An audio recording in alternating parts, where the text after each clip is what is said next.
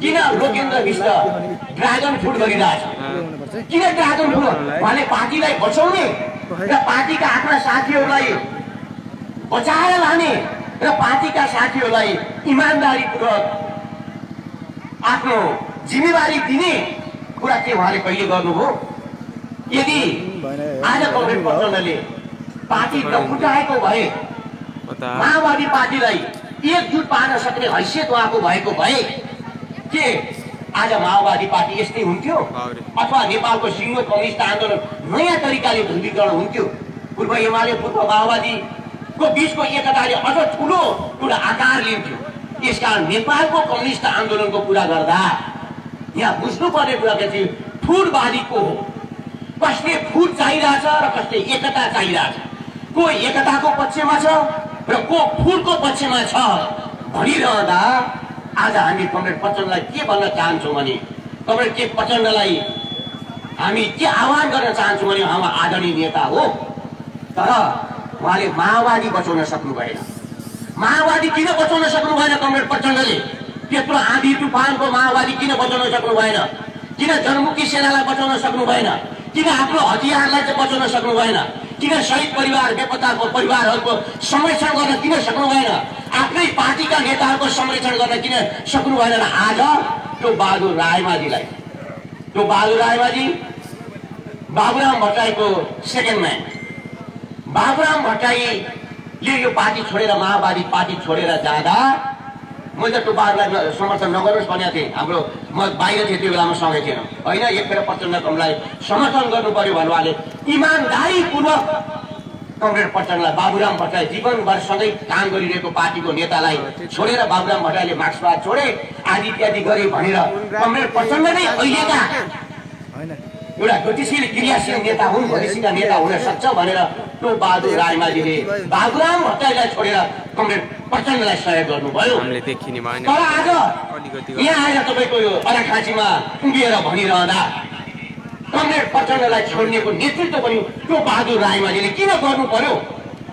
उहाँको घरमा बसेर ल मणिजी अब यो भएन, यिनीहरूले गर्न सक्ने भएनन्, यो प्रचण्डलाई पार्टी एकता पूर्व एमालेसँग पार्टी एकता गरियो, ठुलो नेता बनाइयो, अब उहाँलाई यो पचेन, अब कमरेड प्रचण्ड काम लाग्दैन, यिनीले फेरि फुटतिर लाने भए टुरतिर लाने भए, तर अब यो कम्युनिस्ट पार्टीलाई बचाइराख्नुपर्छ र कम्युनिस्ट पार्टीलाई बचाउने दृष्टिकोणमा कमरेड प्रचण्ड भन्दा कमरेड केपी ओली हजारौं गुणा प्रगतिशील छन् र उनीलाई साथ दिनुपर्छ भन्ने कुरा पहिलो बोल्ने नेता पनि कमरेड त्यो बहादुर रायमाझी हुनुहुन्छ। र त्यो बहादुर रायमाझीलाई कमरेड प्रचण्डले किन बचाउन सक्नु भएन? किन सक्नु भएन? कमरेड प्रचण्ड इतिहासमा यहाँ आएर प्रचण्ड र प्रचण्डका साथीहरूले उत्तर दिनुपर्छ। इतिहासको आफ्नो नेतालाई छोडेर कमरेड प्रचण्डलाई कहाँ थाप्ने त्यो बहादुर रायमाझी आज किन केपी शर्मा ओलीलाई कहाँ थाप्न तयार हुन्छ? यतिबाट बुझ्नुहोस्, कमरेड प्रचण्डले आफ्नो पार्टी रक्षा गर्न सक्नु भएन, आफ्ना कार्यकर्ता रक्षा गर्न सक्नु भएन, इमानदार मान्छेलाई रक्षा गर्न सक्नु भएन। र मलाई शङ्का छ, म आज यो मञ्चमा उभिएर भन्न चाहन्छु, मलाई शङ्का छ, मेरो विश्लेषणले शङ्का छ। माओवादीलाई सिद्धाउनु भयो। पूर्व एमाले बनेर एकदम राम्रो संगठन पूर्व एमाले थियो। पूर्व एमाले आफ्नो आन्तरिक व्यवस्थापन सही ढङ्गले गरेको थियो, जनताको बिचमा पनि पूर्व एमाले लोकप्रियता थियो। अब हुँदा माओवादी सिद्धियो, 20 थरी 30 थरी माओवादी हामी भयौँ। कोही जङ्गलमा, कोही मार्क्सवाद छोड्ने, कोही क्रान्तिकारी माओवादी, कोही के भयौँ। पूर्व एमाले पनि कमरेड प्रचण्ड यहाँ प्रवेश गर्थ्यो, पूर्व एमाले पनि फुट्यो, यो पीडामडाको कुरा हो। यो आज हामी त्यो ठाउँमा बनाएको छौँ। बनाउने र बिगार्नेको दिमाग अर्कै, बनाउनेको दिमाग र भत्काउनेको दिमाग अर्कै हुन्छ। त्यसो भनिरहँदा म के भन्न चाहन्छु भने दुईटा शब्द प्रयोग गर्न चाहन्छु। त्यो दुईटा शब्द के हो त भन्दा, उहाँले आफूलाई गतिशील भन्नुहुन्छ, गतिशील, र उहाँले के भन्नु छलाङ भन्नुहुन्छ, छलाङ छलाङ छलाङ, र अन्तर्विरोधमा खेल्नुपर्छ भन्नुहुन्छ, अन्तर्विरोधमा खेल्ने। सबैले यो कुरा बुझ्न नसक्नु होला, अन्तर्विरोधमा खेल्ने छलाङ भन्नुहुन्छ उहाँले। र म त पार्टी फुटाउँदै बनाउँदै पार्टी फुटाउने मैले एकता केन्द्र बनाएँ, माओवादी गएँ, माओवादी विघटन गरेँ, ए माओवादी बनाएँ, ए माओवादी विघटन गरेँ, माओवादी केन्द्र बनाएँ, ए माओवादी केन्द्र विघटन गरेँ, नेकपा बनाएँ, नेकपा विघटन गर्नुभयो। अब उहाँले के बनाउनु छ, यो उहाँलाई च्यालेन्ज छ। त्यसैले उहाँको सिद्धान्त निर्माणको सिद्धान्त होइन, उहाँ कन्स्ट्रक्टिभ इङ्ग्लिसमा एउटा शब्द कन्स्ट्रक्टिभ होइन, कन्स्ट्रक्टिभ अर्थात् निर्माण, कन्स्ट्रक्सन गर्ने, निर्माण गर्ने चेतना उहाँको होइन।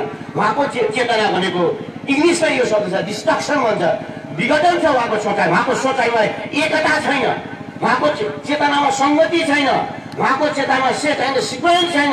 उहाँ जहिले पनि डिस्ट्रक्सन र जहिले पनि अस्थिरता चाहनुहुन्छ। र कमरेड प्रचण्डको दिमाग भने अस्थिरताको दिमाग हो र त्यो अस्थिरतालाई कमरेड प्रचण्डले के भन्नुहुन्छ, गतिशीलता भन्नुहुन्छ। हो, गतिशील, मेरो दिमाग गतिशील छ, म गतिशील मान्छे हो, म भ्यागुतो जस्तो उफ्रिन्छु, सर्प जस्तो होइन भन्नुहुन्छ। तर प्रकृतिमा के हुन्छ, सर्प पनि हुन्छ, भ्यागुतो पनि हुन्छ। भ्यागुतोको पनि अर्थ छ, प्रकृतिमा र सर्पको पनि अर्थ छ। तर उहाँले सर्पलाई के गर्नुहुन्छ भने यसरी हिँड्ने सर्पलाई चाहिँ उहाँले त्यसलाई इग्नोर गर्नुहुन्छ, त्यसलाई अस्वीकार गर्नुहुन्छ, त्यसलाई निषेध गर्नुहुन्छ र मात्र भ्यागुताको कथा सुनाउनुहुन्छ। प्रचण्ड भने भ्यागुतो बुर्लुक्क उफ्रेर जान्छ, बिचमा ग्याप छोड्छ, छलाङ हान्छ, फड्को मार्छ, अगाडि बढ्छ, क्रान्ति गर्छ, विद्रोह गर्छ। त्यस्तोको नाम कमरेड प्रचण्ड भन्नुहुन्छ। र मलाई लाग्छ त्यो उहाँले राष्ट्र हतियार प्रयोग गर्नुभयो कि कमरेड केपी शर्मा ओलीसँग उहाँले विद्रोह गर्नुभयो भन्नुभयो। तर उहाँको यो विद्रोह विघटनतिर गयो। आज कमरेड केपी शर्मा ओलीको पक्षमा आज नेपालभरि लहर छ, उहाँको पक्षमा लहर चलेको छ। तर कमरेड प्रचण्डको पक्षमा के लहर चलेको छ तपाईँ देखिराख्नु भएको छ। यहाँका साथीहरूले भन्नुभयो, यहाँ कोठामा साथीहरू बस्नु भएको छ, अब कोठामा छोडिदिनुहोस्। कोठाको राजनीति विप्लवजीले गर्नुहुन्छ, कोठाको राजनीति मोहन वैद्य किरणले गर्नुहुन्छ। मोहन वैद्यजी पनि मोहन विक्रम पनि हुन्छ कोठामा सानो राजनीति, उ त छोडिदियो। हामीले पनि हजारौँ लाखौँ मान्छेको नेतृत्व गर्ने हो, हजारौँ मान्छेको नेतृत्व गर्ने हो र हजारौँ मान्छेलाई यो आन्दोलनलाई यो धारा प्रवाहमा बगाउने कुरा चाहिँ अहिलेको नेतृत्वले गर्न सक्नुपर्छ। तर विडम्बना साथ भन्नुपर्छ कि आजको ठाउँमा कमरेड प्रचण्ड हुनुहुन्छ र उहाँको दिमागले जति अस्थिरता सोचिरहेछ र त्यसै बारेमा मैले भन्नु पर्यो कि प्रचण्डको दिमाग चाहिँ अस्थिरता। अब केपी ओली कमरेड मैले केपी ओली कमरेडलाई सबभन्दा पछि चिनेको मान्छे म हो। मैले केपी ओली कमरेडलाई मैले चिनेको थिएँ। यो 3 वर्षको बिचमा पनि मैले धेरै केपी ओलीसँग चाहिँ त्यति धेरै सङ्गत गरिएन र मैले अरू सभामा पनि गरेको छु। केपी ओली कमरेडको न्यू कमरेड म हो, नयाँ कमरेड चाहिँ म। तर अब यो कमरेड केपी शर्मा ओली र कमरेड प्रचण्डको बिचमा चाहिँ कस्तो फरक तपाईँले पाउनुभयो, मैले पाएँ भन्नुहुन्छ भने अब केपी ओली कमरेड चाहिँ कस्तो हुँदा कि 24 घण्टामा निर्णय फेर्ने होइन। कमरेड प्रचण्ड के हुन्छ, बालुवाटार के अरे खुमलटारबाट एउटा निर्णय गर्नुहुन्छ, त्यो खुमलटारको निर्णय यहाँ कोटेश्वरमा आएर अर्को निर्णय गर्नुहुन्छ, कोटेश्वरको निर्णय बालुवाटार जानुहुन्छ, बालुवाटारमा अर्कै निर्णय गर्नुहुन्छ, बालुवाटारबाट फेरि कोटेश्वर आउनुहुन्छ, कोटेश्वरबाट खुमलटार जाँदा उहाँको आकाश जमिन फरक हुन्छ। खुमलटारबाट हिँडेर कोटेश्वर जाँदा उहाँले के बोल्नुहुन्छ, त्यसलाई उहाँले गतिशीलता भन्नुहुन्छ र त्यसलाई राजनीति बुझ्नु भएको छ। राजनीति, अस्थिर राजनीति, धुरमूल्य अस्थिर चरित्र कमरेड प्रचण्डको रहेको हाम्रो 20औं वर्ष कमरेड प्रचण्डलाई हामीले भोग्दा र देख्दा त्यो पायौँ। तर 3 वर्षको बेलामा कमरेड केपी ओलीको दिमाग कस्तो रहेछ भने अस्थिरता होइन उहाँको दिमाग। उहाँ चाहिँ सबैको कुरा सुन्ने तर निर्णय आफै गर्ने, सबैको कुरा सुन्ने, धैर्यतापूर्वक सुन्ने, तर निर्णय गर्ने बेलामा एकदम नआत्तिकन नमात्तिकन गर्ने खालको उहाँको सोच हामीले देख्यौँ। किसान अब नेपाललाई चाहिएको नेता कस्तो नेता हो? नेपाललाई चाहिएको अस्थिर नेता हो अथवा स्थिरता चाहने नेता हो? नेपाललाई चाहिएको के हो? स्थिरता हो र स्थिरता नभइकन विकास हुँदैन। हामीले दुईटा कम्युनिस्ट पार्टी गठन गर्ने बेलामा त्यही भने नेपाललाई स्थिरतातिर लानु पर्यो, शान्तितिर लानु पर्यो।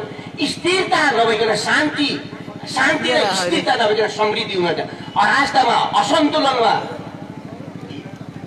विकास हुन सक्दैन।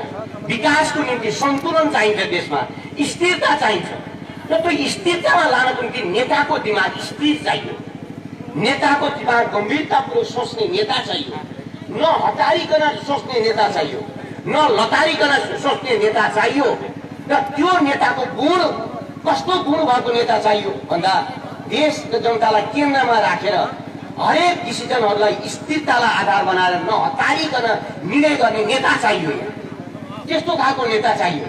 अब माधव नेपाल पनि नगद भन्नुहुन्छ, उहाँलाई उधारोवाले बन्नु नगद मानुस वा कर्मचारी मानुस वा व्यापार गरिराख्नुपर्छ। पोलिटिक्स व्यापार होइन जो नगद र उधारोमा हुन्छ। करिब करिब पोलिटिक्स भने त्याग हो, उधारो पनि होइन, नगद पनि होइन। पोलिटिक्स भने त्याग हो, समर्पण हो। पोलिटिक्स भने जनताप्रतिको उत्तरदायित्व हो। त्यो नगद र उधारोमा पोलिटिक्सको विश्लेषण हुन सक्दैन। त्यसैले माधव नेपाल नगद र उधारोको विश्लेषण गर्नुहुन्छ। कमरेड प्रचण्ड पनि नगदमै जाउनुहुन्छ। अब 50-50 प्रधानमन्त्री 50-50 पाउने या नपाउने, 50-50 प्रधानमन्त्री पायो भने उहाँलाई यस छ, उहाँले प्रधानमन्त्री पाउनु भयो भने उहाँ पार्टी फुटाउनु पनि तयार हुनुहुन्छ भन्ने खालको जो अस्थिरता हो, त्यो अस्थिरताले देश बन्न सक्दैन। र गिरिजा प्रसाद कोइरालाले कुरा गर्नुहोस्, उनीहरूले मेजर रूपले देशलाई स्थिरतातिर उनको पोलिटिक्स, त्यो पोलिटिक्समा हाम्रो धेरै चासो नहुन सक्छ, समर्थन नहुन सक्छ, तर पोलिटिक्सलाई स्थिरतामा लाने र हतारिएर निर्णय नगर्ने र देशको बारेमा निर्णय गर्दा सोचेर सम्झेर निर्णय गर्ने खालका नेताहरू थिए। तर आफ्नो निर्णयहरू 24 घण्टामा निर्णय गर्ने नेताहरूले, दुईटा जिब्रा हुने नेताहरूले, पिपल पार्ने नेताहरूले यो देश बनाउन सक्दैन। यो देशको चाहना त्यो होइन। त्यसकारण म सबैलाई के भन्न चाहन्छु भने कमरेड केपी शर्मा ओली र कमरेड प्रचण्डको बिच आधारभूत फरक के हो र हामीले कमरेड प्रचण्डलाई किन छोड्यौं? त्यो बहादुर रायमाझीले प्रचण्डलाई किन छोड्नुभयो? कि मन्त्रीको निम्ति छोड्या हो? हामीले मन्त्रीको निम्ति छोड्या हो अथवा यो पार्टीलाई बचाउनको निम्ति छोड्या हो? तपाईको यो जनमतलाई प्रतिनिधित्व गर्न छोडेको हो अथवा कोठाको जनमतलाई प्रतिनिधित्व गर्न छोडेको हामीले प्रचण्डलाई छोडेको, अथवा काठमाडौँको माइतीघर मण्डलमा आउने जुलुसलाई सम्बोधन गर्न हामीले छोडेको हो कि यो हजारौंको सभालाई सम्बोधन गरेर यो हजारौं जनताको प्रतिनिधित्व गर्न हामीले कमरेड प्रचण्डलाई छोडेको? अब कमरेड प्रचण्डलाई जो बहादुर रायमाझी हामीहरूले छोड्दा हामी लाल गद्दार, उहाँले लाल गद्दार भए। माओवादीको लिगेसी छोडे भन्नुहुन्छ उहाँले। माओवादीको लिगेसी हामीले छोड्या होइनौं। माओवादीको लिगेसी कमरेड प्रचण्डले छोड्नुभयो। कसरी भन्नु होला? माओवादी आन्दोलन र जनयुद्ध भनेका तीनटा नेता, चारवटा नेता हुन्। जनयुद्धका चारजना नेता हुन्। कमरेड प्रचण्ड 1 नम्बर नेता, 2 नम्बर नेता डाक्टर बाबुराम भट्टराई, 3 नम्बर नेता मोहन बैतर किरण, 4 नम्बर नेता कमरेड बादल। अब बादल आज कमरेड प्रचण्डको कमान्डर बादल पनि हुनुहुन्न। कमरेड प्रचण्डको गुरु मोहन बैतर किरण गुरु नै हुनुहुन्न। अब कमरेड प्रचण्डको बाबुराम भट्टराई पनि हुनुहुन्न। जनयुद्धका 4 जना नेता ठुला नेतामा 4 जना नेता, 3 जना नेता एकातिर प्रचण्डसँग छैनन् भनेपछि लिगेसी कहाँ छ? कुन लिगेसीको कुरा उहाँले गरिराख्नु भएको छ? अर्को प्रचण्ड कमरेडले प्रचण्ड पद छोड्नुभयो, त्यो प्रचण्ड पद छोड्नुभयो। हामीले त्यो प्रचण्ड पद नराख्नुहोस् है, नराख्नु भनेर जनयुद्धमा भन्दा उहाँले हामीलाई मार्न खोज्नुभयो, हामीलाई हेप्न खोज्नुभयो। प्रचण्ड चाहियो मलाई, प्रचण्ड नाम चाहियो, प्रचण्ड पद। म त प्रचण्ड पद भइसके, यो देशको देवतामा हुँ, यो देशको राक्षसमा हुँ, यो देशको शासकमा हुँ, यो देशको चाहिँ ठुलो संसारको सबभन्दा ठुलो नेता मलाई प्रचण्ड पद चाहियो, प्रचण्ड पद भन्नुभयो उहाँले। नराख्नुहोस् कमरेड प्रचण्ड पद, तपाईँलाई झाडो हुन्छ भन्दा यहाँ शान्ति प्रक्रियामा आफै प्रचण्ड पद छोड्नुभयो। हामीले छोड्न भने उहाँलाई? हामी कसरी भने उहाँलाई प्रचण्ड पद छोड्नुहोस् भन्दा? त्यसले माओवाद भन्नु, मार्क्सवाद लेनिनवाद माओवाद भन्नु। अब माओवाद पनि छोड्नुभयो। जनयुद्ध थियो, जनयुद्ध पनि छोड्नुभयो। पछि माओवादीको लिगेसी कसले तोडेको? माओवादीको लिगेसी सबभन्दा पहिले कसले छोडेको हो? र माओवादीका अधिकांश माओवादी आन्दोलनका नेतालाई उहाँले छोडिसकेपछि अब उहाँसँग माओवादी रहेन, माओवादीको लिगेसी रहेन। र लिगेसीकै कुरा गर्ने हो भने लिगेसी खोज्ने भए हामी माओवादीको लिगेसी खोज्ने साथीहरू, मेरा सबै साथीहरू, युवा साथीहरू, विद्यार्थी साथीहरू, अलि कमरेड प्रचण्डलाई पनि फेरि देवता मान्ने साथीहरूलाई म यहीँबाट भन्न चाहन्छु, तपाईँले माओवादीको लिगेसी खोज्ने हो भने आजको मितिबाट विप्लवतिर जानुहोस्, तपाईँको लिग्यासी त्यहाँ छ। माओवादीको लिग्यासी विप्लवसँग छ र माओवादीको लिग्यासी प्रचण्डसँग छैन। माओवादीको लिग्यासी बन्ने कमरेड किरणसँग जानुहोस्, उहाँले पनि मार्क्सवाद लेनिनवाद माओवाद गर्नुपर्छ। माओवाद छोड्नेहरू माओवादीका लिग्यासी हुन सक्दैन। कमरेड पटेलले सबभन्दा पहिले माओवाद छोड्ने मान्छे उहाँ हो। माओवादीको लिग्यासी होइन र पूर्व एमालेसँग मिलेर ठुलो नेता हुन्छु भन्ने सोच्नु भएको थियो, अब सानो नेता हुनुभयो, कथा सिद्धियो, कथा टुङ्ग्यो। त्यो उहाँको बुद्धिको कारणले टुङ्ग्यो, हाम्रो टोपबहादुरको बुद्धिको कारणले भए ओली कमरेडसँग हामीले गएर सफल गऱ्यौँ न। कमरेड पटेललाई अन्याय भएको हो भने तपाईँ पार्टी अध्यक्ष, टोटल पार्टी अध्यक्ष छोडेर पटेललाई दिन तयार हुनुहुन्छ भन्नुभन्दा टोपबहादुर हुनुहुन्छ, हामी सबै छौँ।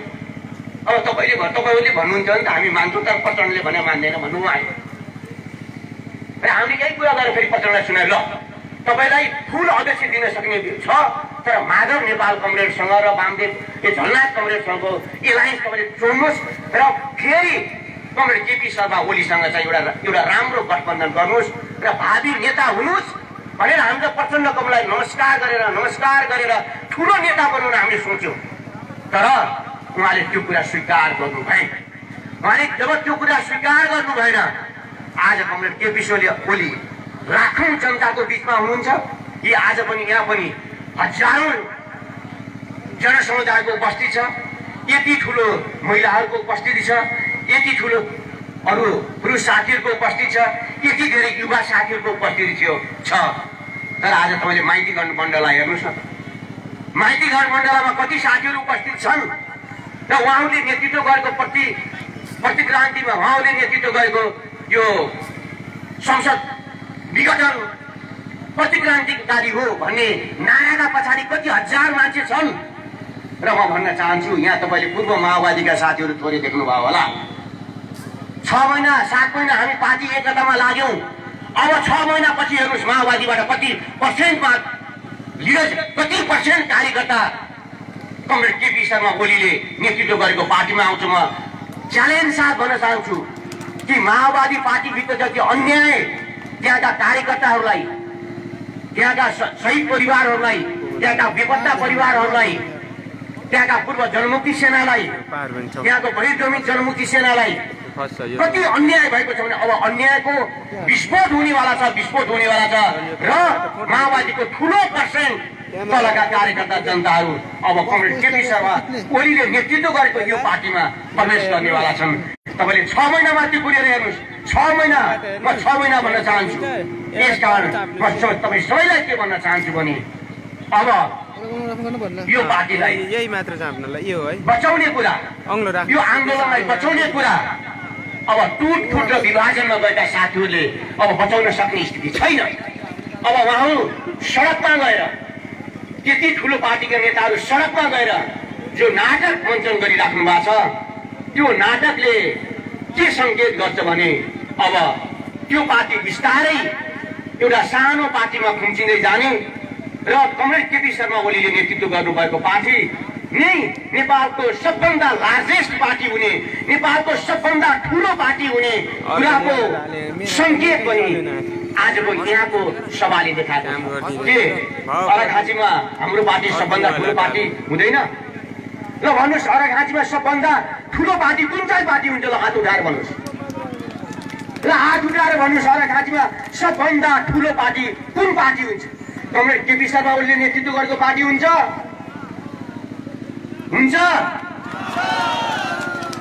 अनि प्रचण्ड कमरेड र माधव कमरेड नेतृत्व गरेको पार्टी कहाँ जान्छ नि? तपाईँहरूले नै भनिदिनुहोस्, कहाँ जान्छ? अब हाम्रो प्रतिपक्षीको कुरा नगरौँ, प्रतिपक्षी हामीलाई चाहिन्छ।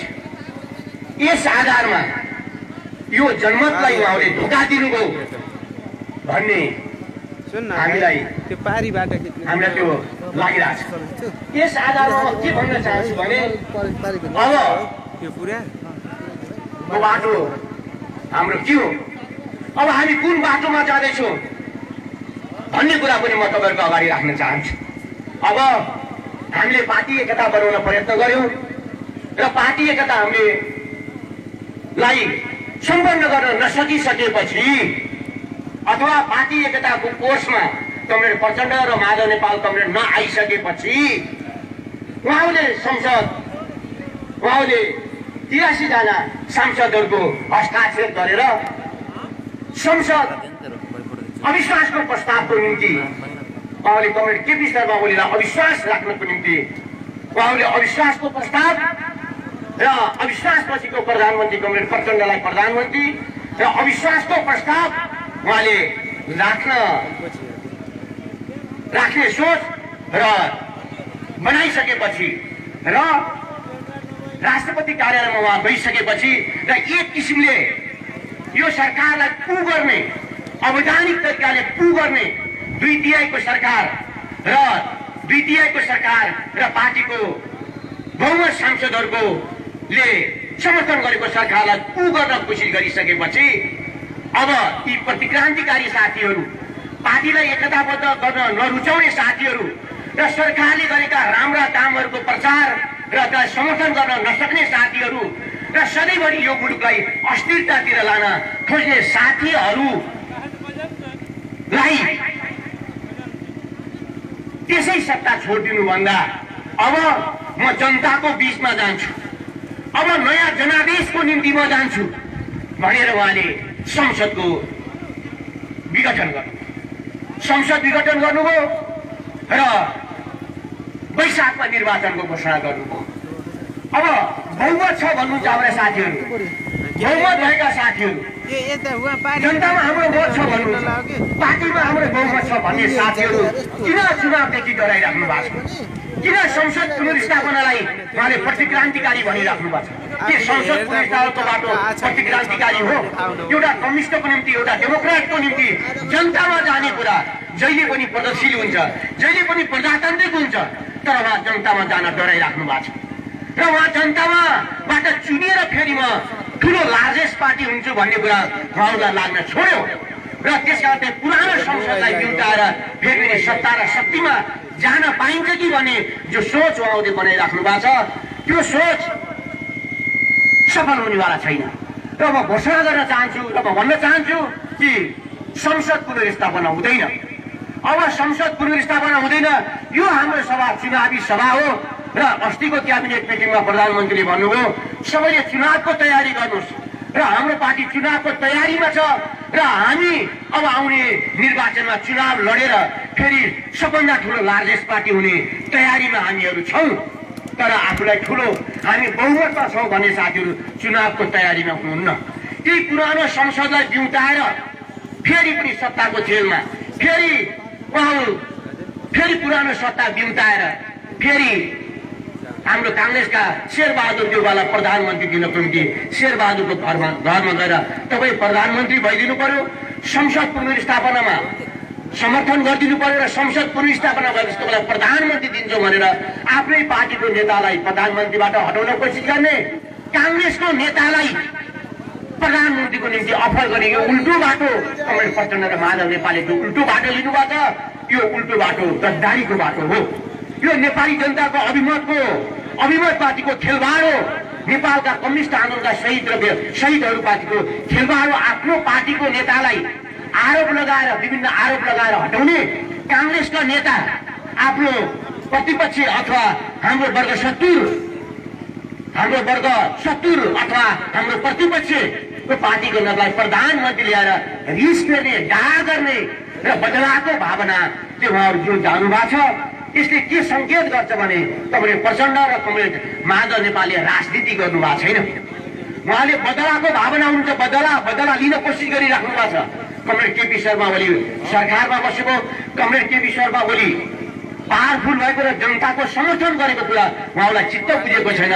यो बदलाको राजनीतिले अब नेपालको राजनीति चल्नेवाला छैन, अब अगाडि बढ्नेवाला छैन।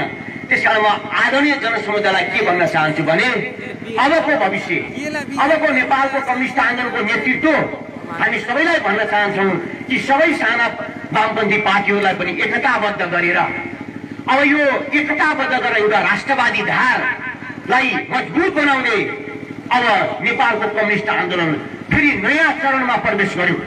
र त्यो नयाँ चरण भने के हो? तपाईँले सुनिराख्नु भएको छ अस्तिको जिटिभीको केपी ओलीको इन्टरभ्यू हेर्नु होला। उहाँले त्यहाँ सगर्व घोषणा गर्नुभएको छ कि अबको नेपालको राजनीति नयाँ कोर्समा गयो र त्यो नयाँ कोर्स भने जिटिपीको इन्टरभ्यू हेर्नुहोस् एकखेर। नेपालको राजनीतिले मौलिकतातर्फ नेपालको राजनीति मौलिक राजनीतितर्फ मौलिक विश्लेषणतिर गयो र नेपालका दुईटा छिमेकीहरूसँग कस्तो सम्बन्ध हामीले बनाउनुपर्छ र राजनीतिको आधार के हो? राजनीतिको आधार संस्कृति हो, राजनीतिको आधार अर्थतन्त्र हो। तर राजनीतिको आधार अर्थतन्त्र मात्र होइन, संस्कृति पनि हो, सभ्यता पनि हो। त्यो कुन सभ्यता हो? आज हामी भारतसँग सैनिक रूपले लडाइँ लड्न सक्ने स्थितिमा हामी छैनौँ। तर कमरेड केपी शर्मा ओलीले योभन्दा अगाडि भन्नुभएको थियो राम नेपालमा जन्मेका हुन्। किन यो राम नेपालमा जन्मेका हुन् भन्नु परेको? किन हाम्रा ऋषिमुनिहरू नेपालमा जन्मेका हुन् किन भन्नु परेको भन्ने कुराको धेरै गहिरो अर्थ छ। आज भारतीयहरू र हामी एउटै सभ्यताका हौँ। यो दक्षिण एसिया एक किसिमले एउटै सभ्यताको हो। तर एउटै सभ्यतामा भएको एउटा राष्ट्र, एउटा विस्तारवादी राष्ट्र नेपाललाई हेप्न खोज्ने, तर त्यही सभ्यताको जननी राष्ट्र जहाँबाट ऋषिमुनिहरू जन्मे, जहाँबाट सभ्यताको जन्म भयो, जहाँको हिम्मत खण्डबाट सभ्यता सुरु भयो, त्यो सभ्यता भएको देशलाई त्यस्तै खालको सभ्यता भएको देशले बलियो शक्ति छु भनेर, बलियो अर्थतन्त्र छ भनेर जुन हातले हेप्ने, भारतले हेप्ने खोज्ने जो प्रवृत्ति थियो, त्यो भारतको हेपाइलाई हामी हौ। यो भूखण्डको सभ्यताको देश हाम्रो हो। यो सभ्यताको लडाई पनि हो, यो सभ्यताको लडाई हो, यो संस्कृतिको लडाई हो, यो राजनीतिको प्रति लडाई होइन, संस्कृति र सभ्यताको लडाई हो भन्ने कुरालाई कमरेड केपी ओलीले स्थापित गर्न कोसिस गरिराख्नु भएको छ। यसकारण म के भन्न चाहन्छु भने नेपालको राजनीतिले नयाँ आयाम लिँदैछ, नेपालको राजनीतिले नयाँ गति लिँदैछ र नेपालको राजनीति नयाँ विश्लेषणको माग गरेका छ र त्यो विश्लेषण कमरेड केपी शर्मा ओलीले नेतृत्व गरेको यो पार्टीले नयाँ विश्लेषण गर्नेछ र त्यो विश्लेषणको जग राष्ट्रवाद हुनेछ। राष्ट्रवाद बिना पहिलो आफ्नो देशलाई जोगाऊ, पहिलो आफ्नो देशलाई। तपाईँ भोकै बस्न सक्नुहुन्छ, तपाईँ नाङ्गै बस्न सक्नुहुन्छ, तपाईँ भोकै र नाङ्गै हुन सक्नुहुन्छ, तर राष्ट्र सबभन्दा माथि छ, नेसन सबभन्दा राम्रो माथि छ। नेसन बलियो भयो भने तपाईँले आर्थिक रूपले समृद्धि गर्न सक्नुहुन्छ। नेसन बलियो भयो भने आफ्नो देशको नेसन भने के हो? राष्ट्र भने के हो? संस्कृति हो। राष्ट्र भने सभ्यता हो, सभ्यताको संरक्षण गर्ने कुरा, आफ्नो संस्कृतिको सभ्यता गर्ने कुरा र देशलाई समृद्धि बार्ने कुरा के हो त भन्दाखेरि बलियो राष्ट्रले मात्र गर्छ। त्यो बलियो राष्ट्रको निम्ति बलियो नेता चाहिन्छ।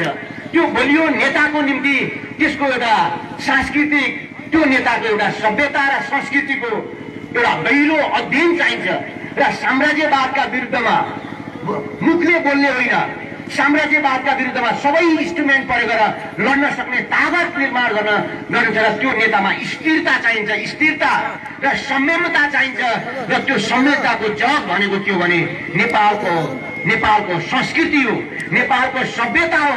नेपालको सभ्यता र संस्कृतिको जगमा उठेको राष्ट्रवाद र त्यो राष्ट्रवादलाई नेतृत्व गर्ने राष्ट्रवादी नेता र त्यो राष्ट्रवादी नेताको वरिपरि एउटा राजनीतिक र एउटा लोकतान्त्रिक पद्धति प्रक्रियाको मार्फतबाट देशलाई अक्षुण्ण राख्न सकिन्छ। त्यसकारण म के भन्न चाहन्छु र हामीले कमरेड केपी शर्मा ओलीलाई किन समर्थन गर्यौं भन्दा माओवादी पार्टीले 12 बुँदे यत्रो जनयुद्धमा 12 बुँदे दिल्ली सम्झौता गर्यो। भारतका विरुद्धमा सुरुङ युद्ध चलाउने कमरेड प्रचण्ड हामीले यहाँ सुरुङ भनेका थियौँ, देख्नुभयो होला। तर त्यही भारतसँग 12 बुँदे गरेर उहाँ काठमाडौँ आउनुभयो। तर कमरेड केपी शर्मा ओलीले आज पनि तपाईँले देख्नुहुन्छ कि उहाँको राष्ट्रवादलाई नक्कली राष्ट्रवाद भनिएको छ भन्न चाहन्छन् केही मान्छेहरू। उहाँको राष्ट्रवाद नक्कली हो कि सक्कली भन्ने कुरा के तपाईँले देख्नु भएन कि नाकाबन्दीको बेलामा उहाँले को अडान लिनुभयो र संविधान संशोधनको बेलामा कुन अडान लिनुभयो र अहिले जिटिभीको इन्टरभ्यूमा कुन अडान लिनुभयो र आज भारत नेपाललाई हेप्न सक्ने स्थितिमा छैन। अब चीन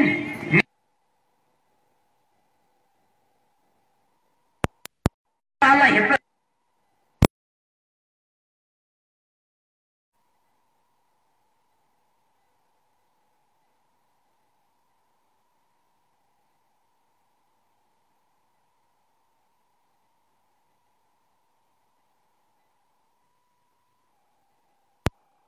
त्यसपछि मात्र समृद्धिको यात्रा सुरु हुन्छ र त्यो समृद्धिको यात्रा अबको चुनावमा हाम्रो पार्टी फर्स्ट पार्टी हुनेछ र त्यहाँबाट समृद्धिको यात्रातिर हुनेछ र त्यो समृद्धिको यात्रा कमरेड केपी शर्मा ओलीको नेतृत्वमा हुनेछ र हामी सबैले कमरेड केपी शर्मा ओलीलाई स्थायित्वको निम्ति र स्थिरताको निम्ति राष्ट्रवादको निम्ति र कम्युनिस्ट आन्दोलनलाई एकताबद्ध गर्नको निम्ति हामीले समर्थन गरेका हौं र त्यही समर्थन हामीले गरेका हौं र हामीले कसैलाई पनि गद्दार धोका दिएका छैनौं।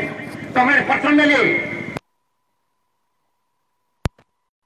मिल्दाखेरि त्यो क्रान्तिकारी हुने, टोकबहादुर रायमाझीले कमरेड केपी शर्मा ओलीसँग मिल्दा गद्दारी हुने, यही हो विश्लेषण? यही अराजकतावादी विश्लेषण हो? यही वितण्डतावादी विश्लेषण हो? यस्तो विश्लेषण गैर मार्क्सवादी विश्लेषण हो। यस्तो विश्लेषण प्रचण्ड पटवालाले गर्न सक्छन्, हामीले गर्न सक्दैनौं। त्यसकारण म आदरणीय जनसमुदायलाई के भन्न चाहन्छु भने अब देश निर्वाचनतिर गयो, संसद पुनर्स्थापना हुँदैन, अब सूर्य चिन्हको झगडा छ।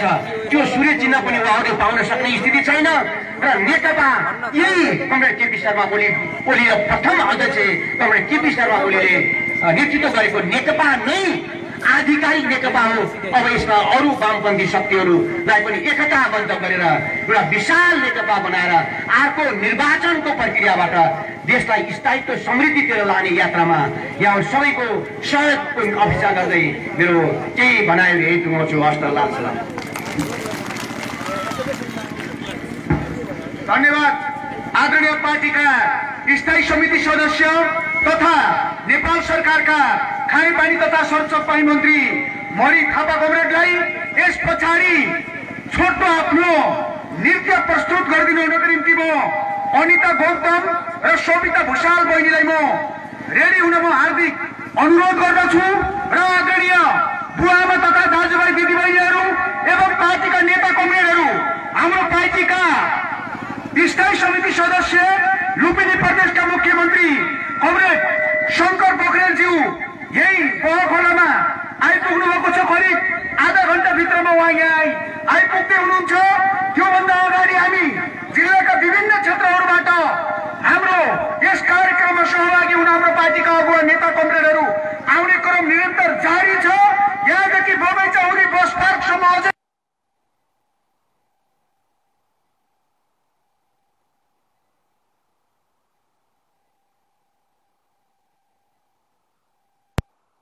मञ्चको अगाडिपट्टि केन्द्रित भइदिनु हुन म विशेष अनुरोध गर्दछु र आफ्नो नृत्य प्रस्तुत गरिदिनु हुनको निम्ति म हाम्रा कलाकार अनिता गौतम र शोभिता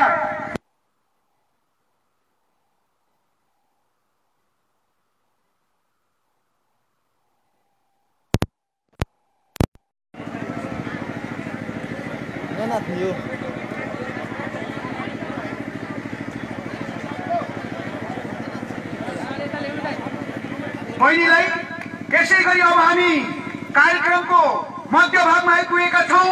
हाम्रो यो कार्यक्रममा सहभागी हुन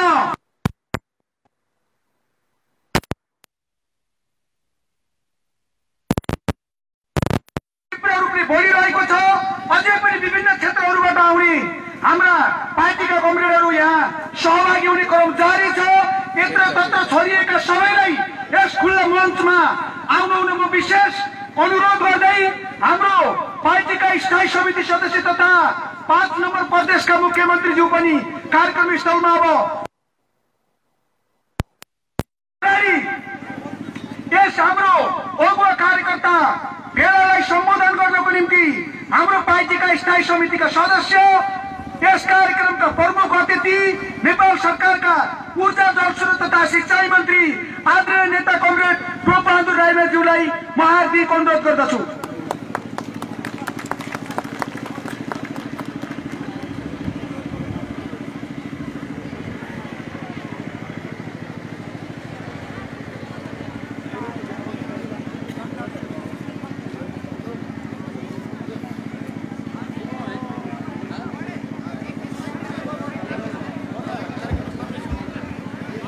नेपाल कम्युनिस्ट पार्टी नेकपा को अर्घाखाँची जिल्ला स्तरीय अगुवा कार्यकर्ता भेला कार्यक्रमका सर्तीय अध्यक्ष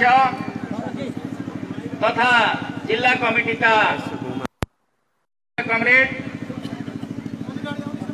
यस कार्यक्रमका विशिष्ट अतिथि हाम्रो पार्टी नेपाल कम्युनिस्ट पार्टी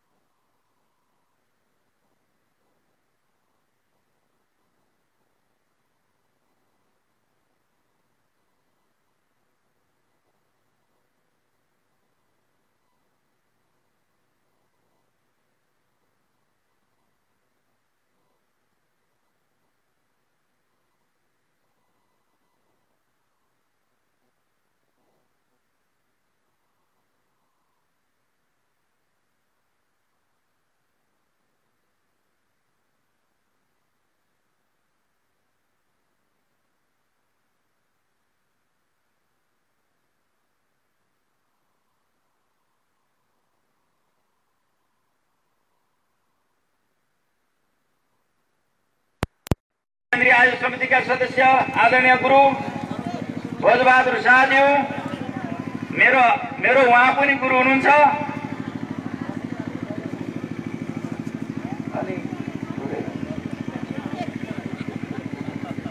केन्द्रीय आयोजक समितिका सदस्य विजुला रायमाज्यू र अन्य केन्द्रीय आयोजक समितिका सदस्यज्यूहरू र प्रदेश कमिटी, जिल्ला कमिटी र सम्पूर्ण पालिका कमिटी र सम्पूर्ण गाउँ कमिटी र सँगसँगै सम्पूर्ण पार्टी सदस्य र शुभचिन्ता समस्त कमरेडहरूमा म पार्टी केन्द्रीय समितिको तर्फबाट हार्दिक क्रान्तिकारी लाल सलाम। म आज यो समारोहमा धेरै विषय राख्ने मैले सोचिरहेको छैन। यसका पछाडि केही कारणहरू छन्। म धेरै लामो समयदेखि, बचपन कालदेखि तपाईहरुको काखमा हुर्केको मान्छे हो। म मेरो काम कारबाही, मेरो ऐतिहासिक भूमिका, मेरो जिम्मेवारी का कामहरूको विषयमा, मैले लिएका राजनीतिक विचारहरूको विषयमा मैले ऐतिहासिक रूपमा र पछिल्लो चरणमा मैले आफ्ना भनाइहरू पटक पटक राखिसकेको छु। पालिका स्तरमा पनि राखिसकेको छु र मैले विभिन्न मिडियामा पनि राखिसकेको छु। आजको दुनियाँमा ती कुराहरू तपाईहरुले सबै सुनिसक्नु भएको छ जस्तो लाग्दछ। आज म यहाँ उपस्थित हुनुको मुख्य कारण तपाई हाम्रो बीचमा प्रत्यक्ष देखभेट, शिष्टाचार, तपाईं हाम्रो स्थितिको बारेमा एकचोटि शिष्टाचार गर्ने, एकचोटि देखभेट गर्ने मन मलाई लागिरहेको थियो। प्रत्यक्ष रूपमा तपाईहरुको अनुहार मलाई पढ्ने मन लागिरहेको छ। अनुहार कस्तो भइरहेछ, मेरो अनुहार पनि तपाईले यसो बुझ्ने चेष्टा गरिरहनु भएको छ जस्तो लाग्छ। एउटा हिन्दी फिल्ममा एउटा कहावत छ, भनाइ छ नाना पाटेकरको, क्या बताऊं तुझे भन्ने छ नि, क्या बताऊं तुझे मैं जिन्दगी हूं, मैं बन्दगी हूं भन्दै जान्छ नि। भनेपछि हाम्रो तपाई हाम्रो सम्बन्ध भनेको धेरै बताइरहनु पर्दैन। एक आपसमा देखभेट गरिसकेपछि अनुहार पढेपछि थाहा लाग्छ जस्तो लाग्दछ। एकजना बहिनीले मलाई आजभन्दा 15 दिन पहिला फोन गर्नुभएको थियो। त्यो फोनमा मलाई के भन्नुभएको थियो भने, दाइ यहाँ त सबै तपाईको विरोध गर्छन् भन्नुभयो।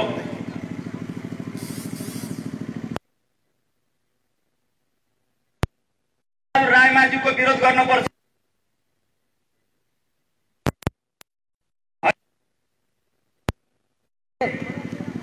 साँच्चै रिसाएर विरोध गरेका हुन् कि मायाले विरोध गरेका हुन् भन्ने मैले भने। धेरै रिसाएर विरोध गरे जस्तो त लाग्दैन। माया त भित्रभित्र छ, तर रिस भने पोखिरहेछन् भन्नुभयो। र मैले 1 हप्ता तपाईँ पर्खिनुहोस् बहिनी, म आउँछु।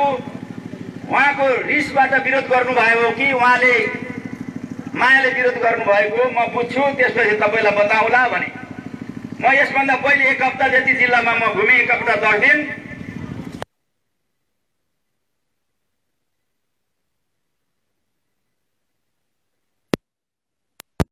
फोन गर्नुभयो कि दाइ तपाईँ 1 हप्ता 10 दिन बसिसकेपछि त तपाईँले के औषधि खुवाउनु भयो, सबैले तपाईँको प्रशंसा गर्छन् भन्नुभयो। सबैले तपाईँलाई मायाले पो गाली गरेर रहेछन् भन्नुभयो। मैले आजको यो कार्यक्रममा मैले तपाईँको अनुहार पढेको छु, तपाईँको जिताजात अनुहार। तपाईँहरूले सुखमा पनि साथ दिनुभएको छ, दुःखमा पनि साथ दिनुभएको छ। हामीले पनि तपाईहरूलाई दुःखमा पनि साथ दिएका छौँ, सुखमा पनि साथ दिएका छौँ। यो घनिष्ठ सम्बन्ध छ हाम्रो। आज यो कार्यक्रमले बताउँछ कि जिन्दगी के हो, इतिहास के हो, वर्तमान के हो, भविष्य के हुँदैछ। हामी एकै ठाउँमा अगाडि बढ्दैछौँ भनेको एउटा चित्र हो। यो एउटा सहभागिता हो। यो मैले त्यसरी पढिरहेको छु। मैले आज धेरै कुरा बोल्ने भन्दा पनि हर्षक हाम्रो अतिथि कमरेडहरूलाई, कमरेड मणि थापा र कमरेड शङ्कर पोखरेलजीलाई अलिक चाँडै आइदिए हुन्थ्यो र उहाँ अलि लामो बोल्दै हुन्थ्यो। मैले लास्टमा थोरै बोलेर छोड्नु पर्ला भन्ने ठानेको थिएँ। उहाँ आउँदै हुनुहुन्छ, त्यस कारणले म यहाँ बिचमा बोल्दैछु। म यहाँलाई के जानकारी गराउँछु भने, हामीले देशको राजनीति परिस्थिति असाध्य विषम परिस्थितिबाट गुज्रिरहेको छ। राजनीति यो सिधा रेखामा जाँदैन, सरल रेखामा जाँदैन। यसले उकाली ओह्राली लडाइहरू, हार जितहरू, सफलता असफलताहरू यसले सँगसँगै बेहोरेर जान्छ। सँगसँगै हामीले बेहोरेर अगाडि बढ्न पर्ने हुन्छ। यो उतार चढावको बीचबाट अगाडि बढ्छ भन्ने कुरा स्वतः सिद्ध छ। मैले जुन बेलामा राजनीति सुरु गरेको थिएँ 2030 सालमा, 30 सालबाट राजनीति गर्दा राजाको निरङ्कुश व्यवस्थाको विरोधमा लड्नुपर्छ भन्दा मलाई पागल भन्थे मान्छेहरूले। यो बौला हो भन्थे। राजा भनेको विष्णुको अवतार हो। राजाको व्यवस्थालाई कसैले पनि ध्वस्त गर्न सक्दैन। राजा भनेको देवता हो। राजाको विरुद्ध गर्नु भनेको पहाडमा गएर टाउको ठोक्नु हो। पहाड भत्किँदैन, टाउको फुट्छ। फलानु माझी सिद्धिनी भयो भनेर धेरैले गाली पनि गरे। हामी थोरै थियौँ, तर हाम्रो विचार ठिक थियो। हामी धेरै वर्ष झन्नै हाम्रो अग्रजहरू त 70 वर्ष लड्नुभयो। हामी पनि 45-48 वर्ष हामी पनि लडिसक्यौँ र हामीले अन्त्यमा त्यो राजाको सिंहासन, विष्णुको अवतारलाई 240 वर्षको इतिहासलाई ध्वस्त गर्यौं र हामीले संघीय गणतन्त्र ल्यायौं। पहिला मलाई चाहिँ टोपे बौला भन्थे, टोप बहादुर नि भन्ने थिएन। आजभोलि टोप बहादुर जी भन्नुहुन्छ। दाजुभाइ दिदीबहिनीहरूले, हाम्रा जनताहरूले टोप बहादुर जी भन्नुहुन्छ।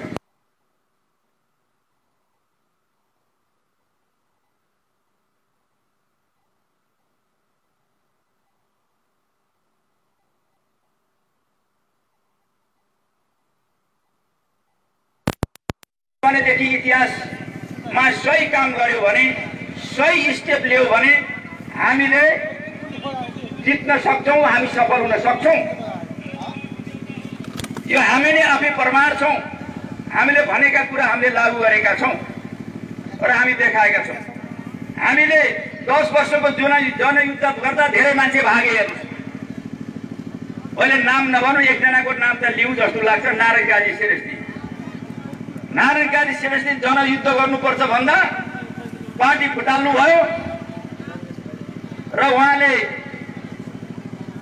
अब जनयुद्ध हतियार उठाउनु भयो भने मलाई जानकारी गराउनु होला लुक्ने ठाउँमा। पार्टी छोडेपछि किन लुक्ने पर्दैन भन्दा पनि लुक्ने ठाउँ चाहियो नि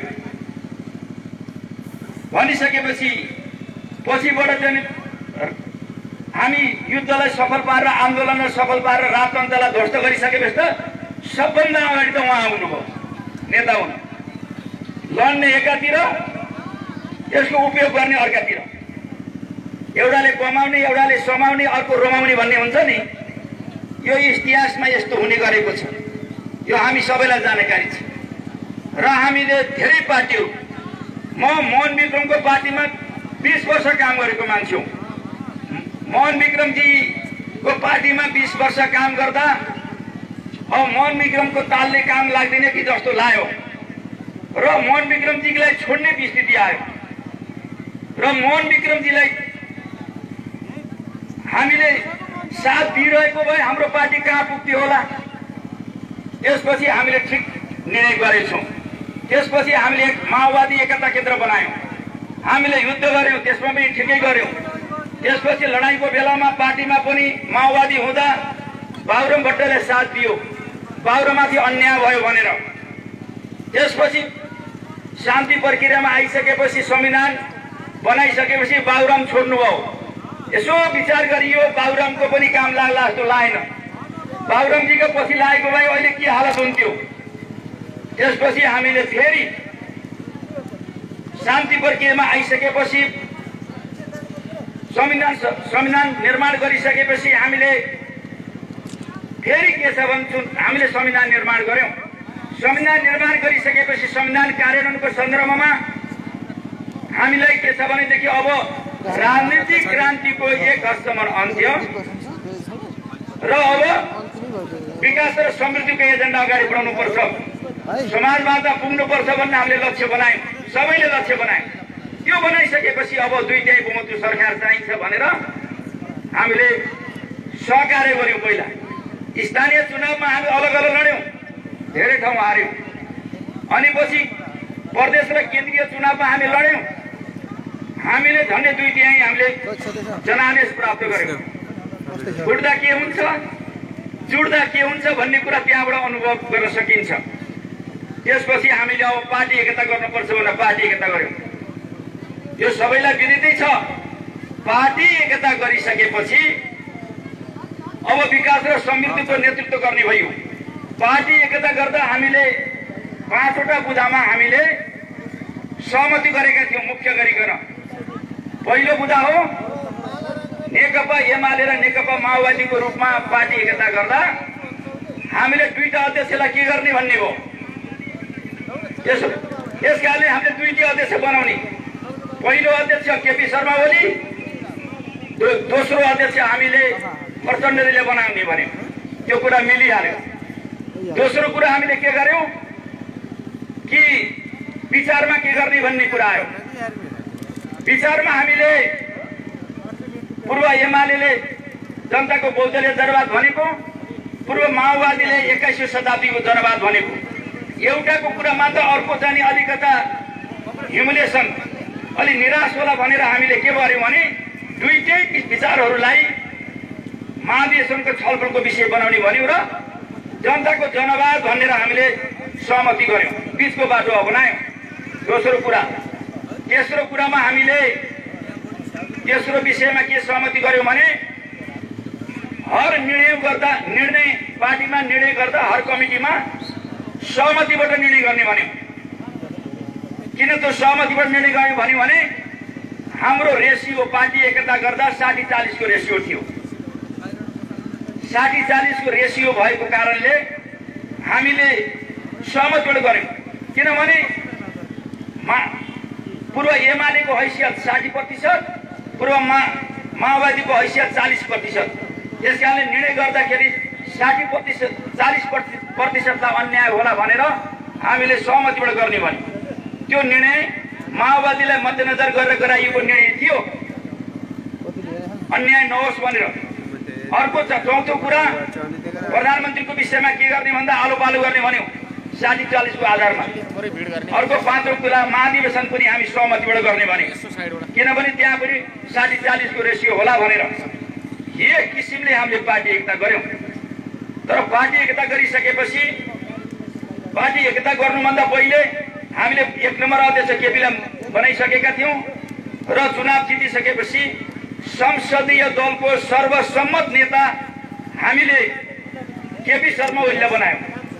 त्यसको प्रस्ताव पुष्पकमल दाहाल प्रचण्डजी हुनुहुन्थ्यो, समर्थक माधव नेपालजी हुनुहुन्थ्यो, कमरेड माधव नेपाल। उहाँहरूको प्रस्तावमा हामीले ताली पिट्यौं, सर्वसम्मत निर्णय गर्यौं। अब विकास र समृद्धिको एजेन्डा अगाडि बढ्यो। केपीजीको चाहिँ नेतृत्वमा कामहरू तीव्र रूपमा अगाडि बढ्न थाले, तर कामहरू राम्रा काम भइरहेका थिए। राम्रा काम हुँदै गर्दा कसैलाई राम्रा काम गर्दा रिस उठ्ने, कसैलाई राम्रो लाग्ने हुँदो रहेछ। आम नेपाली जनतालाई त्यो राम्रो काम गरेको मन पर्यो। केही नेताहरूलाई त्यो राम्रो काम गरेपछि अब केपी शर्मा ओली हाई हाई हुने भए, स्थापित हुने भए। त्यस कारणले अब हाम्रो पालो आउँछ कि आउन्न भन्दा उहाँहरूलाई अलि चिन्ता लाग्न थाल्यो। यसो भइसकेपछि अब त्यहाँ समस्या भयो। अब के गर्ने भन्ने कुरा हो।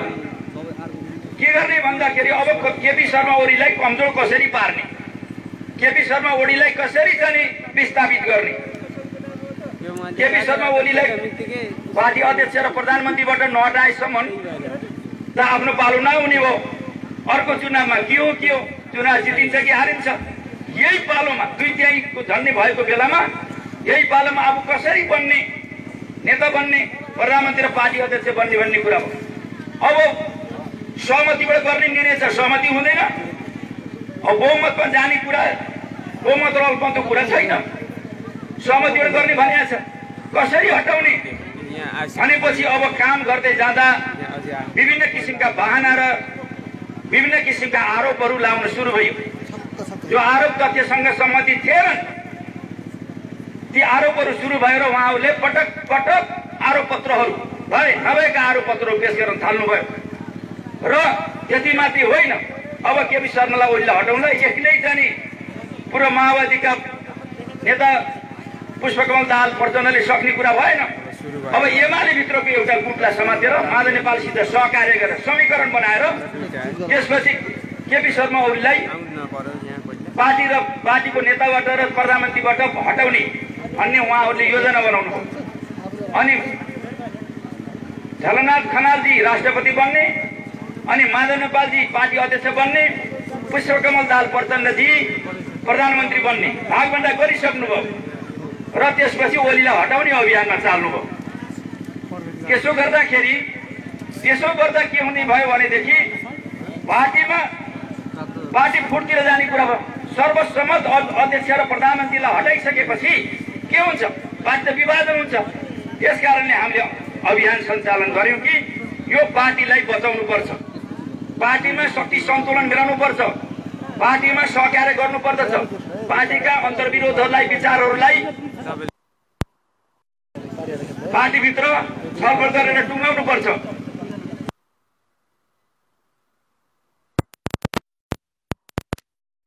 पहल गर्यौं तर उहाँहरूले सुन्नु भएन र हामीले जुन पार्टी एकताको अभियान चलायौं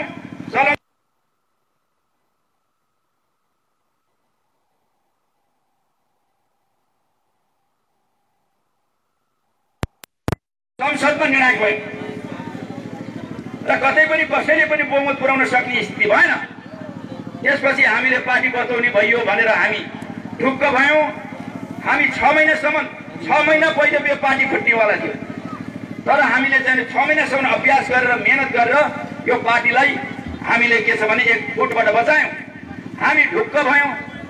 साथीहरूले के छ भने अहिले मणि थापाजीले राख्नुभयो 83 जनाको सिग्नेचर गरेर जो 6 महिनासम्म अभ्यास गर्नुभयो संसदमा बहुमत पुर्याउनको लागि 83 जनाको सिग्नेचर गरेर उहाँले केपी शर्मा ओलीको नेतृत्वको सरकारलाई अविश्वासको प्रस्ताव पेश गर्ने उद्देश्यले विशेष अधिवेशनको माग गर्न जानुभयो। विशेष अधिवेशनको माग गर्ने भनिसकेपछि अब 25% सांसदहरूले संघीय सांसदको 25% सांसदले विशेष अधिवेशन बोलाउन सक्छ। उहाँहरूको त्यो हैसियत पुग्छ 83 जना। यद्यपि 83 जना सांसदमा दुईतिर सही गर्ने पनि थिए 10-15 जना, त्यो छोडिदिउँ। तर विशेष अधिवेशन बोलाउने हैसियत उहाँको थियो। तर उहाँले सरकार ढाल्ने केपी शर्मा ओलीलाई ढाल्ने हैसियत थिएन। 275 जना संसद मध्ये त्यसको 50% मा कति हुन्छ भन्नुहुन्छ भने 138 जना हुनुपर्ने हुन्छ। मानव दुईतिर सिग्नेचर गरेका भए पनि उहाँहरूसित 83 जना मात्रै संसद रहे। 6 महिना लागेर 83 जनाको चाहिँ उहाँले हैसियत पुर्याउनु भयो। सरकार गिराउन सक्ने हैसियत छैन। त्यसको लागि उहाँले प्रतिपक्षसँग सहारा लिनुभयो। प्रतिपक्षले ठिक छ सरकार ढालौँ हाम्रो साथ हुन्छ भन्ने लागिदियो। सरकार ढाल्नको लागि प्रतिपक्षले साथ दिनेवाला थियो, तर सरकार बनाउनको लागि प्रतिपक्षले साथ दिनेवाला थिएन। त्यसकारणले सरकार ढालिसकेपछि सरकार सडकमा राजावादीहरूले राजा आऊ देश बचाऊ भनिरहेका स्थिति थियो, आन्दोलन गरिरहेको स्थिति थियो। त्यो स्थितिमा सरकार बन्न सकेन भने देश सरकार विहीन हुने, सरकार सडकमा जाने, हाम्रा परिवर्तनका मुद्दाहरू, हाम्रो संविधान, हाम्रो संघीय गणतन्त्र सिस्टम नै सिद्धिने, धराशयी हुने सम्भावना देखा पर्यो। प्रतिपक्षले सरकार ढाल्नको लागि अविश्वास प्रस्ताव पेश गर्ने कुरालाई जायज मानिन्छ। तर पार्टीभित्रका नेता र सांसदहरूले यो सरकार ढाल्ने कुराको जो पहल गर्नुभयो त्यसलाई जायज मानिन्न, त्यसलाई अपवित्र मानिन्छ, त्यसलाई पवित्र मानिन्न, त्यो गलत मानिन्छ। त्यसकारणले केपी शर्मा ओलीजीले जुन संसद विघटन गरेर मध्यवर्ती चुनावमा जाने जुन किसिमको पहल गर्नुभयो, कम से कम यो सिस्टम त बच्यो। अब चुनावमा गएर जसले जित्ला, तर सिस्टम त बच्यो। तर साथीहरूले सिस्टम बचेपछि त फेरि हामीले 50 वर्ष 70 वर्ष लडेर ल्याएको जुन व्यवस्था छ त्यो धराशायी भयो भने फेरि कम्युनिस्टहरू उठ्ने सम्भावना थिएन। त्यो सिस्टम नै डुब्ने सम्भावना थियो। हामीले लडेर ल्याएको व्यवस्था पहिलो कुरा हो, सरकार दोस्रो कुरा हो। सरकार त फेरि पनि आउँछ, व्यवस्था नै पल्टियो भने सरकार आउँदैन, हाम्रो चुनाव लड्ने ठाउँ पनि हुँदैन, निरङ्कुश व्यवस्था फेरि फर्कियो भने के हुन्छ भन्ने सोचेर केपी शर्मा ओलीजीले जुन संसद विघटन गरेर मध्यवर्ती चुनावमा जाने जो फैसला गर्नुभयो त्यसलाई हामीले प्रगतिशील कदम मान्नुपर्छ। प्रगतिशील कदम, अग्रगामी सोचो त्यो, र माधव प्रचण्डजीले जो गर्नुभयो त्यो पश्चिगामी सोचो, त्यो यो सिस्टमलाई डुबाउने सोच्यो। त्यसकारणले उहाँहरूले बहुत भुल गर्नुभयो, गलत गर्नुभयो। हामीले पटक भन्यौँ तपाईहरु यस्तो हरकत नगर्नुहोस्। केपी शर्मा ओलीसँग तपाईहरुले जे स्टेप चाल्नुहुन्छ त्यसको त्योभन्दा 10 गुणाका बढी स्टेपहरू छन्, तपाईहरुले सक्नुहुन्न। हामीले त प्रचण्डजीलाई भनेका थियौं बाबुराम जस्तो सोझो मान्छे, अनि पछि मोहनबत्ती जस्तो गुरु, अरु विप्लव जस्तो सँग खेले जस्तो होइन, तपाईले यो हरकत नगर्नुहोस्। तपाईले चाहिँ ओलीलाई सडकमा लानुहुन्छ भन्दा तपाई आफै सडकमा जानुहुनेछ भने चेतावनी पनि दिएको हामी, तर उहाँहरूले सुन्नु भएन। ओलीलाई सडकमा लिएर पल्टाउँछु भनेको उहाँहरू आफै सडकमा पछारिनु भयो। जिन्दगी न आफ्नै सरकार ढालेर आफूले प्रधानमन्त्री र पार्टी अध्यक्ष र राष्ट्रपतिको लोभमा उहाँहरू आफै सडकमा पछारिनु। नरहे बाँस नबजे बाँसुरी उहाँहरूको लागि त्यस्तो भयो। यो लडाई यो अन्तर्विरोध यो कुनै विचार राजनीतिसँग सम्बन्धित छैन। यो लडाई कुनै राष्ट्रप्रति, जनताप्रति, विकास समृद्धिप्रति या कोरोना भाइरस या बाढी पहिरोसँग सम्बन्धित विषय छैन, उहाँलाई चिन्ता छैन। माधवजीलाई पार्टी अध्यक्ष चाहियो, झलनाथजीलाई राष्ट्रपति चाहियो, अनि पछि प्रचण्डजीलाई प्रधानमन्त्री चाहियो। अब यसको लागि उहाँहरू अरू छोडेर यस्तो एक्का हुनुभयो कि अरू देख्नै छोड्नुभयो। प्रधानमन्त्री र अध्यक्ष राष्ट्रपति बाहेक उहाँले केही राष्ट्र, जनता, विकास, समृद्धि उहाँलाई मतलब भएन। यस्तो किसिमको अन्ध, यो सत्ता भन्ने चिज, पावर भन्ने चिज यस्तो किसिमको मान्छे अन्ध हुँदो रहेछ कि हामीले नजिकबाट देख्यौँ। र यसो नगर्नुहोस् भन्दा भन्दै आफ्नै सरकार हुँदाहुँदै आफ्नै सरकार ढालेर त्यो किसिमको जुन महत्त्वाकांक्षा उहाँहरूले राख्नुभयो, बहुत धेरै गलत गर्नुभयो। उहाँले बहुत धेरै कमजोरी गर्नुभयो भन्ने लाग्दछ। म अर्को कुरा यहाँहरूलाई के जानकारी गरौँ भने यति मात्रै होइन, उहाँहरूले बहस गर्दा पनि कुनै वैचारिक कुरा गर्नुहुन्न। माधव नेपालजीलाई भेट्यो होइन, माधव कमरेड मिलेर जान पर्यो। कसरी मिल्ने? जो आउँछ मलाई उधारो कुरा मात्रै गर्छ, मलाई उधारो हुँदैन, नगद नारायण चाहिन्छ, मलाई क्यासमा चाहिन्छ भन्नुको मतलब मलाई पार्टी अध्यक्ष चाहिन्छ। त्यो भन्दा अर्को कुरा उहाँसित छैन। अनि प्रचण्डजीलाई भन्यो मैले गल्ती गरेँ, मेरो गल्ती केपीजीले सच्याइदिनु पर्यो भन्नुको मतलब मैले प्रधानमन्त्री छोड्ने कुरा गल्ती गरेँ, मलाई त्यो प्रधानमन्त्री फिर्ता दिन पर्यो, सच्याइदिनु पर्यो, फिर्ता दिनु पर्यो, तब मिल्छ। होइन कमरेड, तपाईँले 19 विधि आरोप पत्र पेश गर्नु भएको छ, त्यो के गर्ने नि? त्यो त प्रधानमन्त्री भएपछि त्यो त दराजमा थन्काउला नि। यदि प्रधानमन्त्री हुन पाउने भने त्यो दराजमा थन्काउन पनि सकिने भयो र त्यो रद्दीको टोकरीमा पनि फाल्न सक्ने हो, च्याचुत गर्न पनि सक्ने हो। प्रधानमन्त्री नपाउने भने त्यो आरोप सही छ, प्रधानमन्त्री पाएपछि त्यो आरोप छैन। त्यो प्रधानमन्त्रीको लागि लागिएको आरोप यो कुरा बहुत धेरै चाहिँ गलत थियो भन्ने कुरा हामी स्पष्टै थियौँ। र पछिल्लो चरणमा उहाँले जुन गलत गर्नुभयो यो मामलामा, अहिलेको यो घटनामा वास्तवमा भन्ने भनेदेखि केपीजीको गल्ती छैन र माधवजी र प्रचण्डजीले जो गर्नुभयो त्यो बहुत ठुलो भुल गर्नुभयो। त्यस कारणले त्यो गलत चिजलाई समर्थन गर्न सकिएन, सक्ने कुरा पनि भएन, त्यो सम्भव पनि थिएन भन्ने मैले यहाँलाई जानकारी गराउन चाहन्छु। पहिलो कुरा। सँगसँगै अब यो घटना घटिसकेपछि पार्टी त फुटको सङ्घारमा पुगिसक्यो, औपचारिक रूपमा घोषणा गर्न मात्रै बाँकी छ कि हामीले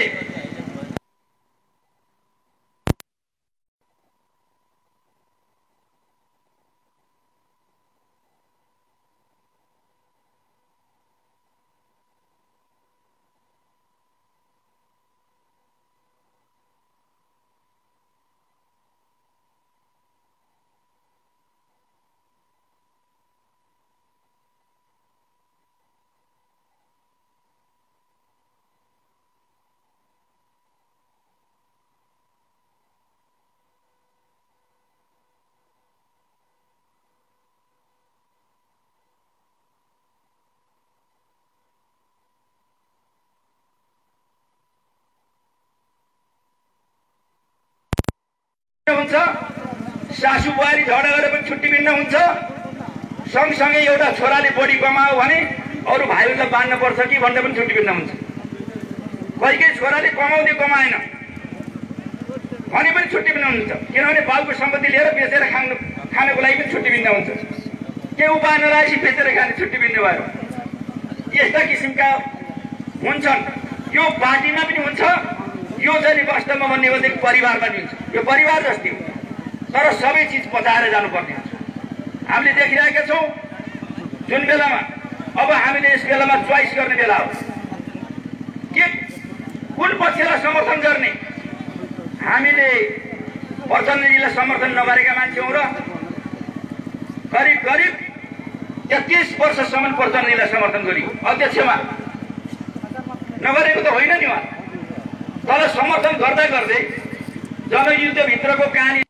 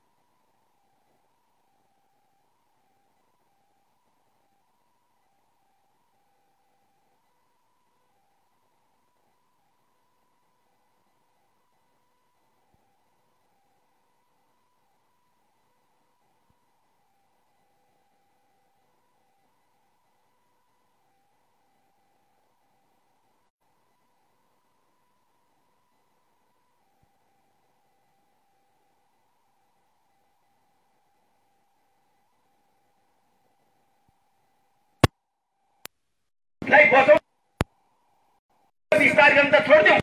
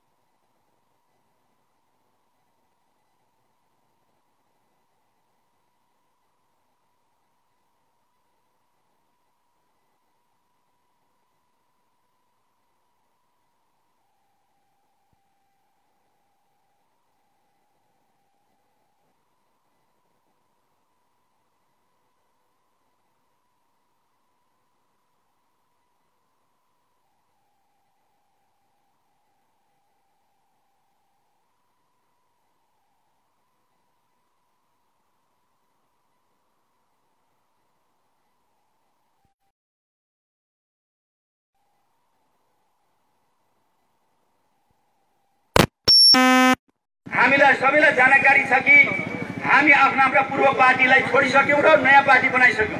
अब अगाडि बढ्ने हो, हामी पछाडि फर्किने होइन।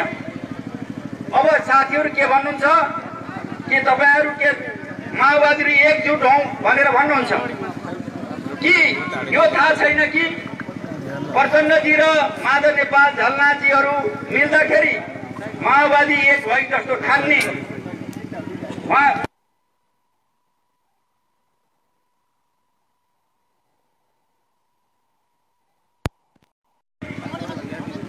अब हामीहरू त्यस्तो हुँदैन।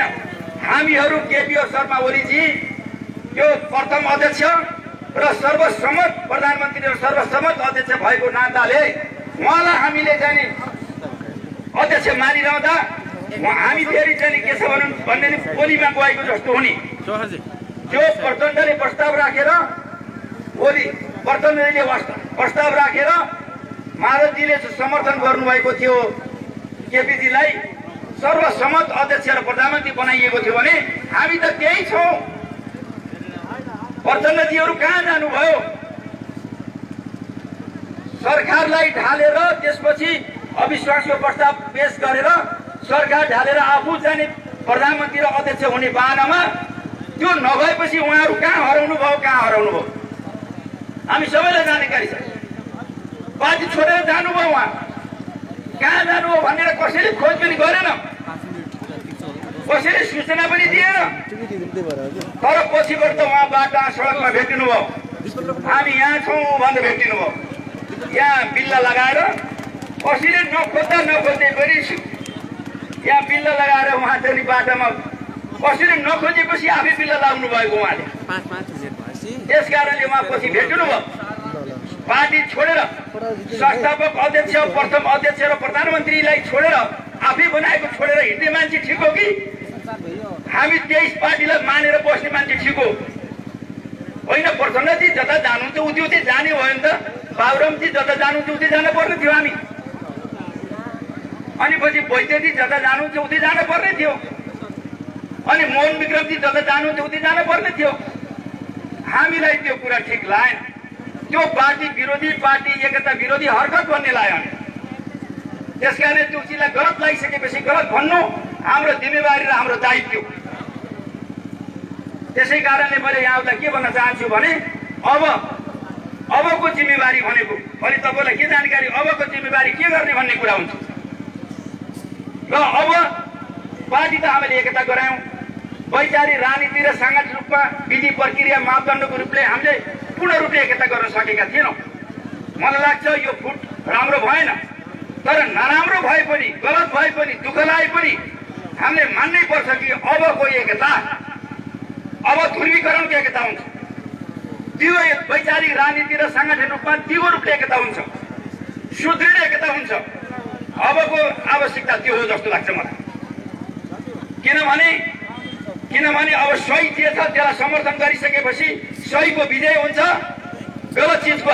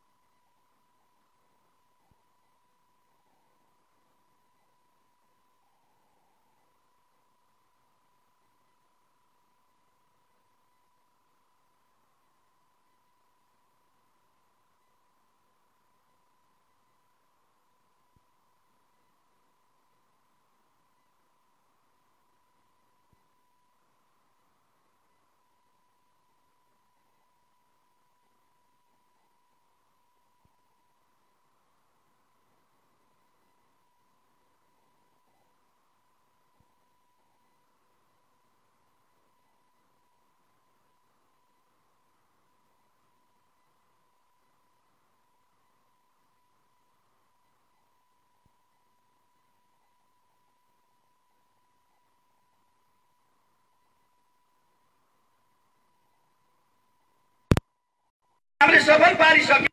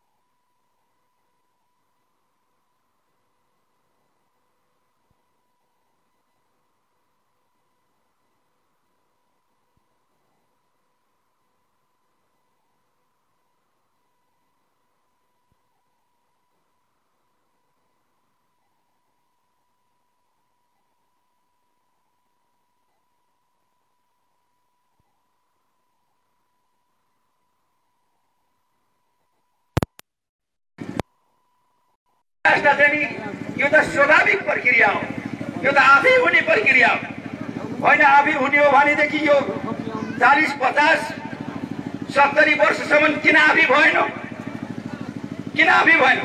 यो पछिल्लो चरणमा चाहिँ तीव्र रूपमा विकास कसरी भयो त्यसको मूल्याङ्कन गर्न पर्दैन, समीक्षा गर्न पर्दैन।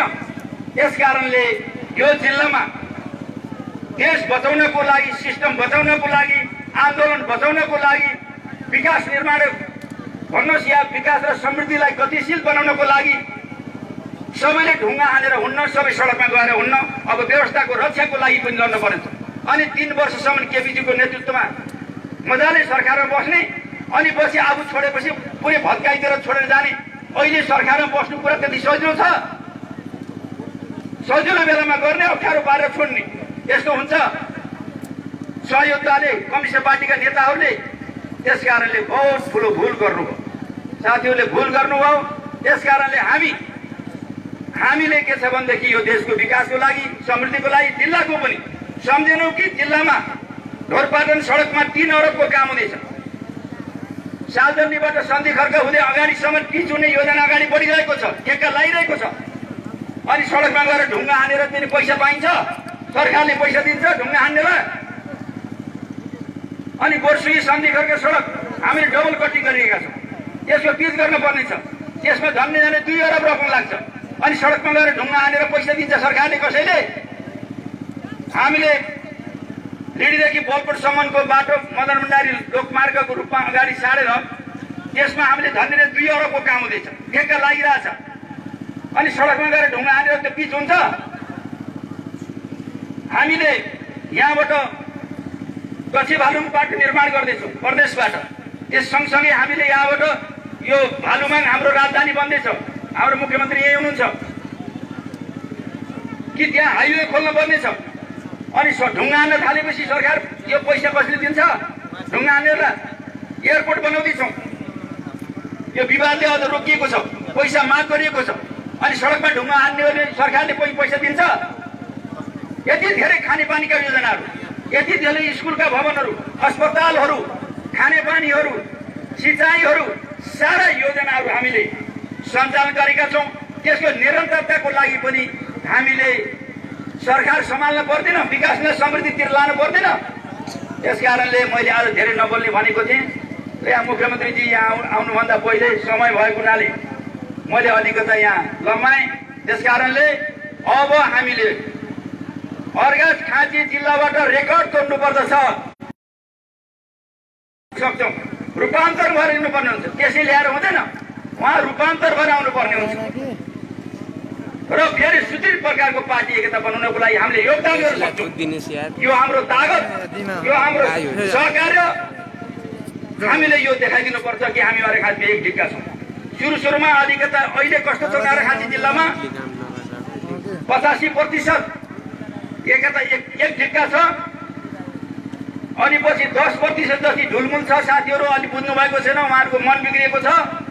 अलिकता हामीले भेट्न पनि पाएका छैनौँ, उहाँहरूले पनि बुझ्दै हुनुहुन्छ। अब 2-3% तलमाथि पर्दा त्यसले खासै फरक पर्दैन।